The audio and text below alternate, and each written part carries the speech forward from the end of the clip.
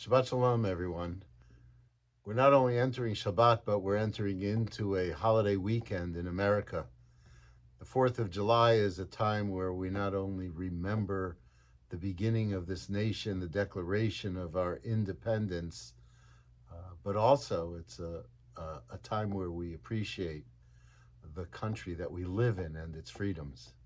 I overheard a conversation that made me very sad. It was a person who said they weren't going to celebrate the 4th of July, however that's done, because they're so disappointed in this country and feel that their freedoms are being restricted in so many different ways.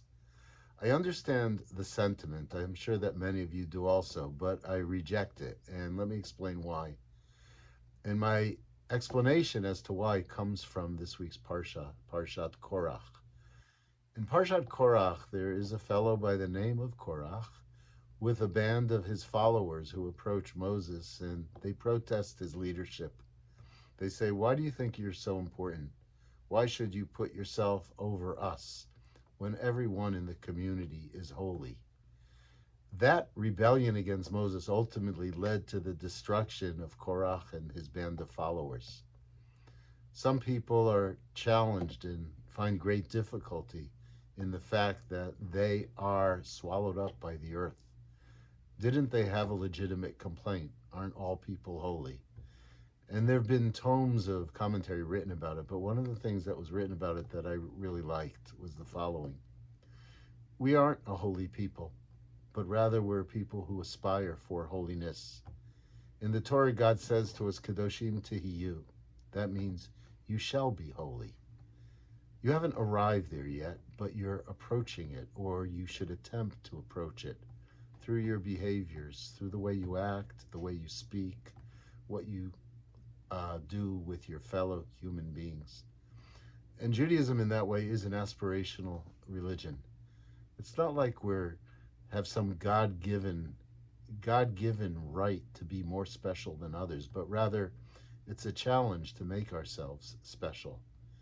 And that's true also, I think, with what's known as the experiment of American democracy and freedom. And that is, it's not absolute. It's not just here automatically. It's part of a process whereby we have to engage ourselves in trying to continually expand freedom, continually make the country a better place. America has afforded us that opportunity. We've been in other tough times in this country, and we've gotten through them. And God willing, we'll also get through this particular period of great division and great uncertainty and restrictions on human freedom, and we'll emerge even better.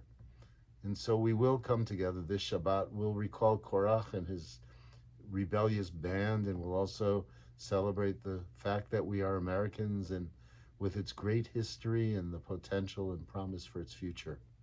We can never give up on the dream. We always have to aspire to make our lives good, to make our lives better. And I think we have the strength, the power, and we have to have the optimism that we can do just that. See you in Shul. Have a good Shabbos.